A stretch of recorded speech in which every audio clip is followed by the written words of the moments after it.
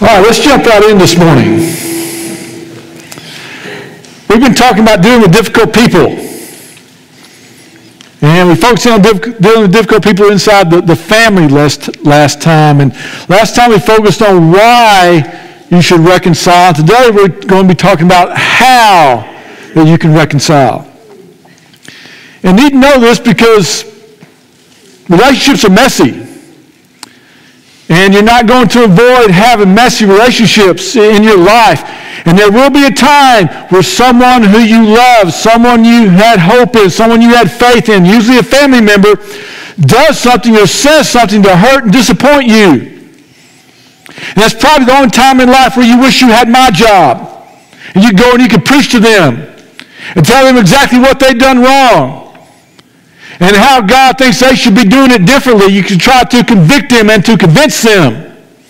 Hoping and believing that maybe if you do that, they will come to you and they'll go, I was so wrong and you were so right.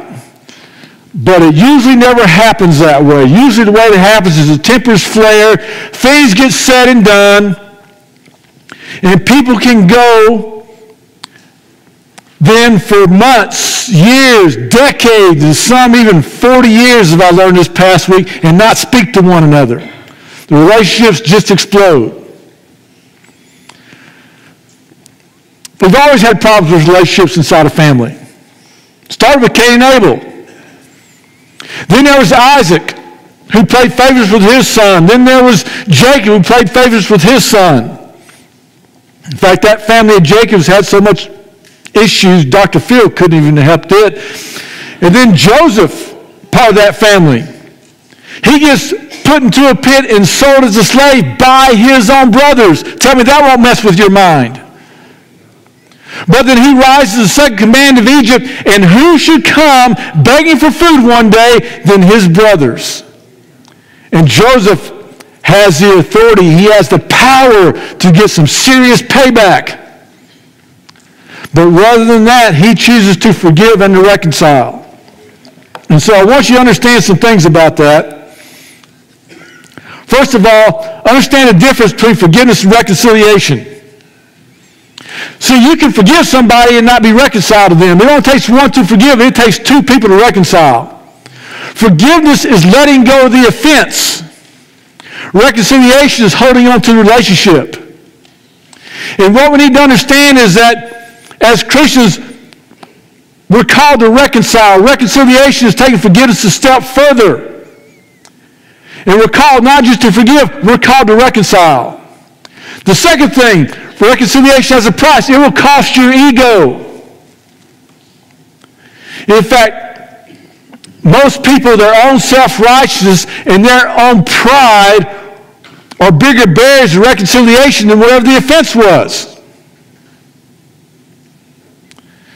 And what people will think, well, whenever they'll come and admit what they did, whenever they'll come and give me an opportunity to tell my story so they understand how they hurt me, whenever they come and make it right and admit that I was right and they were wrong, then I can reconcile. But none of that stuff is necessary for reconciliation. The bottom line is this: reconciliation simply puts the focus on the relationship. Because that's what God did with us.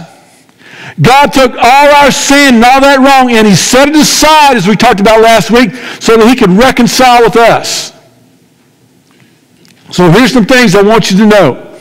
First of all, when you're trying to reconcile, what if they interpret your acceptance as condoning what they have done? What if they say, oh, you must be okay with what I've done. You must be okay with my lifestyle now. You must have changed your mind. Won't they interpret your desire to reconcile as if you're condoning their lifestyle? And the answer is, yes, they will. Happened to Jesus all the time. Oh, Jesus, he must be okay with being ripped off by tax collectors and prostitution because he spends so much time with tax collectors and prostitutes. Happened all the time. Jesus risked his reputation in order to reconcile with us. As I said a couple weeks ago, he could have gone around and pointed out to everybody how wrong they were. But the Bible says he didn't come to condemn the world. He didn't come to tell the world in all the different ways that they were wrong. He chose a path of relationship rather than pointing out where everybody had failed. You're wrong, you're wrong, you're wrong. And he could have been right. But that's not what he came to do. So what I'm saying, don't refuse to reconcile and hide behind being right. You have to refuse to hide behind being right. Don't hide behind being right. Don't hide behind, well, it looks like I'm condoning their lifestyle. Those are things that will mess you up and keep you away from reconciliation. You must value the relationship more than you value being right. Because that's what God did with us. Secondly, the best defense is no defense. Defense is fine if you want to win an argument, but not if you want to win a relationship. So they come to you and they verbally just give you one right in the jaw. You just take it. It'd be like if you're boxing and they come up to throw a punch and you just let your hands down and you take it and they give you another one, just take it. See, defense is fine if you want to win an argument. But nothing was ever solved by argument. As we said before, nobody's ever been in an argument for 20 minutes and someone else said, oh, I'm so wrong and you're so right. I finally realized that. It doesn't happen. And you will not let yourself lose an argument. You will yell if you have to. You will bring up the past if you have to. You do anything you can in order to win an argument. So, here's the thing. Remember, you're not trying to win an argument, though. You're trying to reconcile. That's your goal. You're not trying to make a point. You're not trying to win. You're trying to reconcile. And when you get that mindset, that perspective, you're trying to reconcile, then something amazing happens.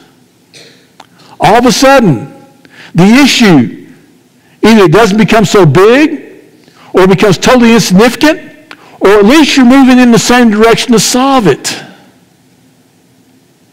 So, realize you're not trying to win a fight. The best defense is no defense. And then realize this. Create a safe environment so they want to come out. You ever try and get a turtle out of the shell? They're not coming out of the shell until they feel safe. And you'll think, why won't they come and meet with me? There are things I need to tell them. I sent them a book and told them to read this book. There are points where I need to make. Why won't they meet with me? Because they don't feel safe. And they're not going to come out until they do feel safe. Because they just know you're going to give them these 5 points. You're going to tell them this. But you'll hear, oh, they went and talked to somebody else. Why'd they go talk to them and not come and talk to me? Because they didn't feel safe. But sometimes, months later, years later, they will come to you and bring up the conversation, bring up the issue. Why? Because now they feel safe and they're willing to be vulnerable. And in some cases, even willing to take responsibility because they feel safe. You want to reconcile? Create an environment where they feel safe. And third, you have to decide whether you're going to take a stand or build a bridge. There are times in life where you need to take a stand and say, this is wrong, but there are times in life when you need to build a bridge. You have to know when to do those things. See, whenever I sometimes will counsel with couples, one of them will occasionally come to me and go, Randy, you know I'm right. Tell them I'm right. You know I'm right. And I'll go, even if I do, you think that's going to heal the relationship? While we were yet sinners, Christ built the bridge. He didn't take a stand. He didn't make a point. He didn't demand that he was right. He built a bridge. Jesus could go and throw the money changers out of the temple and then turn around and meet with sinners and never even bring up their sin. He'd go to Zacchaeus' house, Matthew's house. The woman at the well had been married 5 times, and he wouldn't be focused on their sin. He would just try to find a way to relate. See, when people rub me the wrong way, I want to make a point. I want to take a stand. I want to convince them. But God says, no. I want you to build a bridge. I want you to win the relationship. I want you to accept them the same way I accepted you. You're going to be tempted in that relationship to let them know how much they hurt you, how they took advantage of you, how much they disappointed you. But I'm telling you, you have a choice. You can take a stand or you can build a bridge, but you can't do both. You can only do one or the other. And you have to choose. The next thing, understand this, it's a lot easier to make a point than it is to make a difference. Every parent of teenagers know this. As a parent, you set your teenager down. Look me in the eye. Blah, blah, blah, blah, blah. Now go to your room and think about what I said. And you feel good because you made a point. You took a stand. But then you wonder why they don't change. Because it's a lot different between trying to make a point and tell them where they're wrong than to try and guide them into making the right choice and to being right. It's a lot easier to make them feel guilty about what they've done than to try and push them in the right direction. In other words, your strategy for making a point is a lot different than your strategy is to make a difference. Big difference between those two. See, making a point is easy.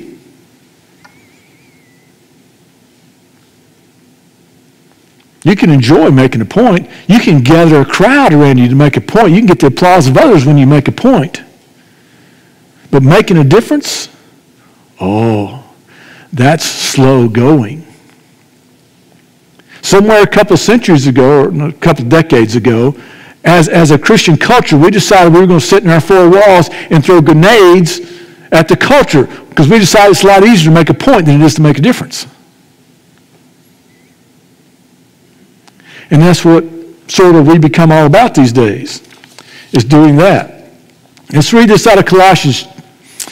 It says this, act wisely toward outsiders, making the most of your time. In other words, be wise in what you're about to think and say. Then he says this, let your speech always be gracious, seasoned with salt, so that you may know how you should answer each person. Whenever you have a conversation, let it be full of grace, to where it looks like it's almost too much grace, and just a little bit of salt.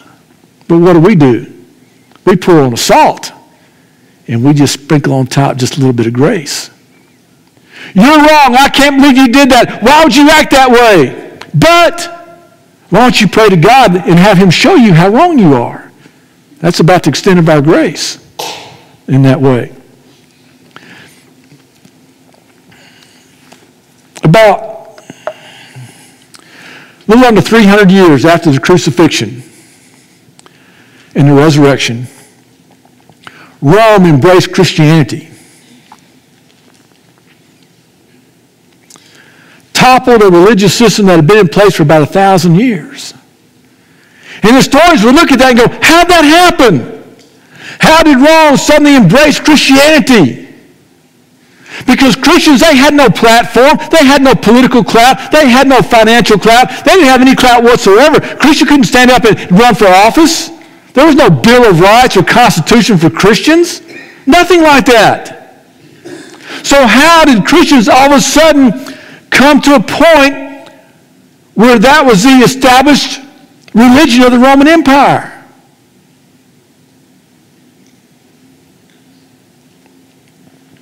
It was because they chose to do what exactly we have to choose to do in our relationships. They chose to make a difference rather than try and make a point. They didn't even have a platform to make a point. In that time period, in that first couple of 100 years, there were about 3 plagues that came through that part of the world. And it would come to a city, and the first thing that happened when the plague would come to a city, the rich people would leave, the pagan priests would leave, the military would leave, and all that was left would be the poor people just to fend for themselves and die. But Christians would go into those cities or stay there in those cities and minister to the poor and the sick. Christians would take the abandoned children that they had left just to die because either child had a defect or it wasn't the sex of the child they wanted, and so they'd leave those children by the dumps or just out in the woods somewhere, out in the creek somewhere, and Christians would find those kids, and they would take them in and raise them as their own. They would care for the poor people. Not poor people they knew, just poor people. They would care for the widows. And so when Constantine came to the throne, Christianity had already won the hearts of the people. So it was like a natural thing for them to accept Christianity. It wasn't a big leap at all. And about 40 years after Constantine came another Roman emperor by the name of Julian.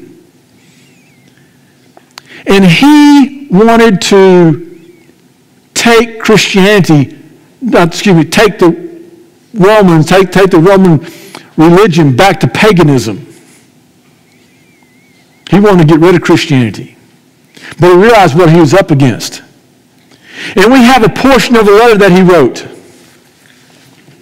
And let me read this to you. He says, recent Christian growth is caused by their moral character, even if pretended, and by their benevolence towards strangers. What he's saying is that the problem with Christians, they're too moral. He said, I don't think it's real. I think it's just a show. But still, how do we compete with that? And then he continues on. He says, I think that when the poor have to be neglected and overlooked by the priest, he's talking about the pagan priest here. Because the pagan priests are leading people to worship the pagan gods. And the pagan gods, they didn't love the people. They just sort of toyed and played with people. And so the pagan gods didn't care about people, so why should the pagan priests care about people? And they didn't. So he says, when they're overlooked, when the poor are overlooked by the priests, the impious Galileans, that's what he called Christians. The impious Galileans observe this and devote themselves to benevolence. The impious Galileans support not only their poor, but ours as well. So the Christians, they just keep taking in the children and the poor people. How can we compete with that? Nobody wants to join our cult. Not with that going on. And then he says this, everyone can see that our people lack aid from us, but they're getting aid from these impious Galileans. That's powerful. See, Rome switched to Christianity because they'd already won the hearts of the people. Not by making a point, but by making a difference. And then, once Rome became Christian, they decided to try and win the world and influence the world not through love, but through power.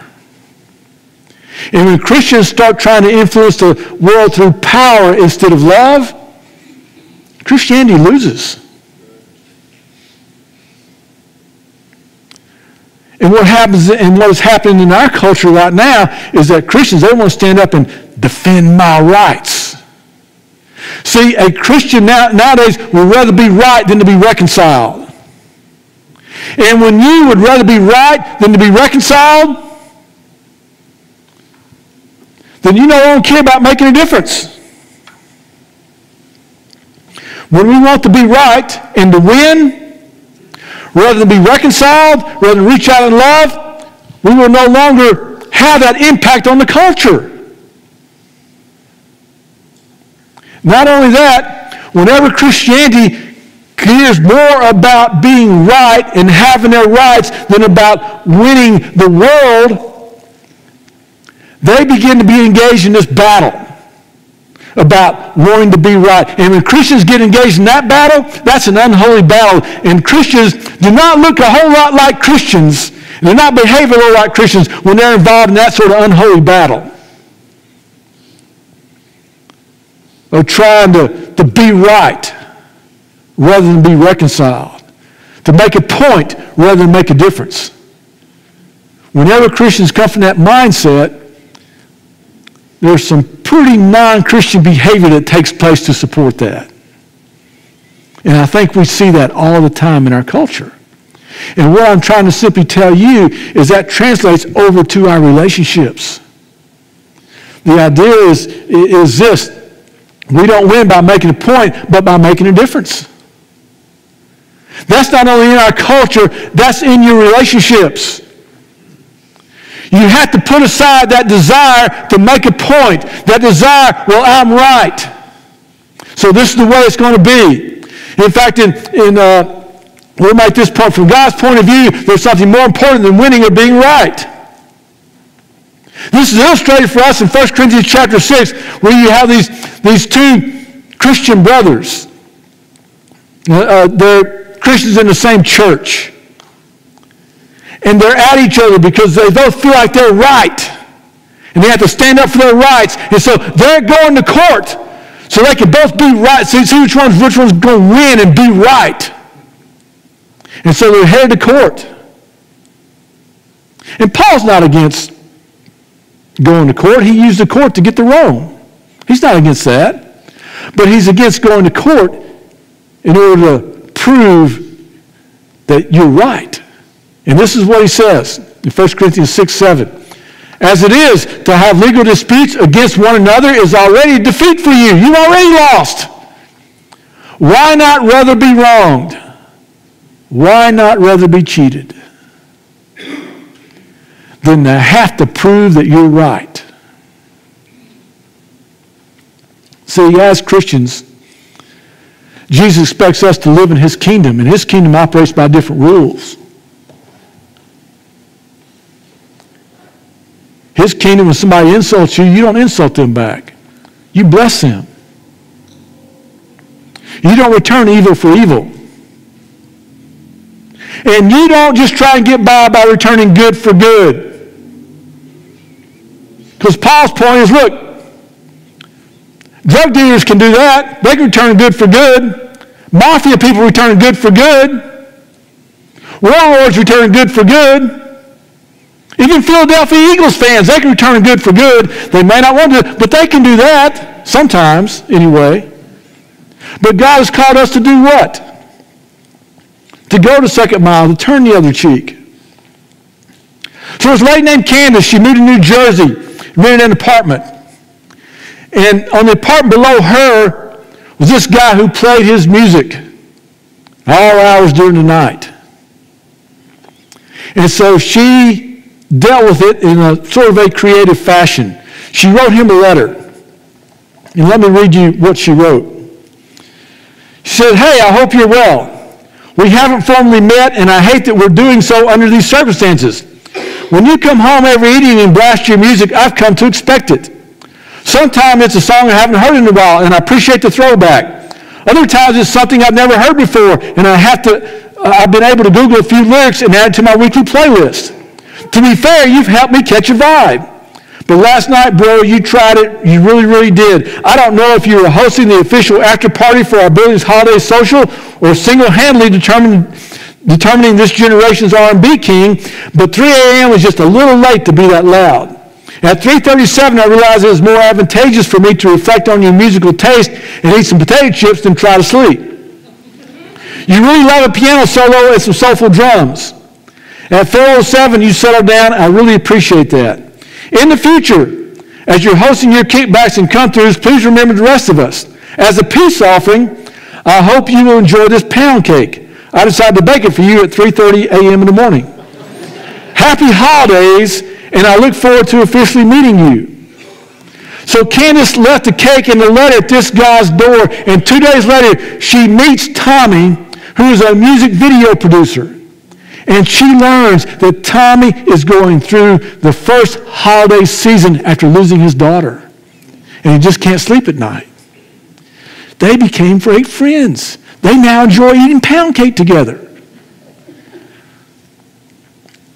Sometimes you have to use your imagination. But we need to be a people that are determined we're going to do things differently. Because anybody can air a grievance. Anybody can tell what they hate about another person on Facebook and post it. Anybody can do that. But instead of returning insult for insult, would you choose, instead of returning insult for insult, I'm going to give them a blessing? Because the relationship is more important to me than giving them an insult back. If they borrow some of my stuff, I'm not going to be waiting them to return it. Why? Because the relationship is more important than my stuff. If they ask me to go the second mile, I'm going to do that. Why? Because relationship is more important than my schedule. Here's how Jesus put it. Blessed are the peacemakers, for they will be called the sons of God. Blessed. Blessed are those who manage their mouth, and instead of giving an insult back, they give a blessing. Blessed are those that will first look at what's going on in their own life before they even think about approaching somebody else about their issue. Blessed are those who will find out what their enemy, what that person is thinking, what they're needing, and supply what they need. Give them an abundance of what they need. Blessed is the person who leaves vengeance to God. Say, that's not my job. God can perfectly handle that. Blessed is a person who's willing to build a bridge rather than take a stand. Because when our Father sees that, he goes, they're doing exactly what I would do. They shall be called children of God. They get me, God says. They understand my heart. Relationships are messy, people. We know that. But when we're willing to put aside all that they did, all the hurt, and hold on to the relationship and try and build that back and pull that back, then we get it. We understand the heart of God. And God says, now you know who I am. Now you're learning more about me. Now you're looking like me. That's what we've been called to do. So, this morning you may need to become a child of God. Maybe you need peace with God. And you can do that right now by determining you're going to surrender and give yourself to Christ and become a Christ follower and be obedient to him. We're cutting out. Do I need to use the microphone instead?